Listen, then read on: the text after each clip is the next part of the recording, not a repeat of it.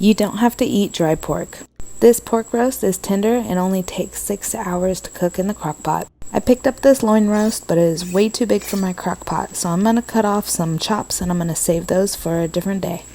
Dry your roast really well on both sides. I'm going to coat this guy entirely in olive oil. I love this smoky Montreal seasoning. It's cheap and it really packs a lot of flavor, so I'm going to coat this really well on both sides.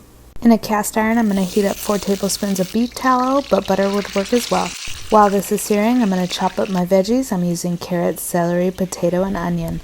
And throw this all into the crock pot.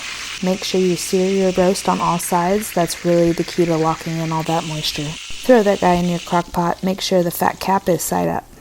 I'm using these beefy onion soup packets. I'm going to pour them both into that grease and I'm going to mix it into a roux.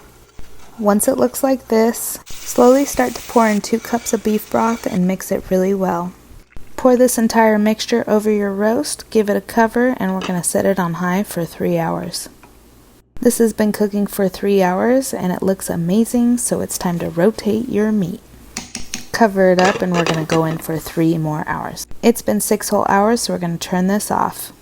I like to shred my meat before it cools so it can really absorb all that flavor. Now that this isn't hot enough to burn off all my taste buds, we're ready to serve.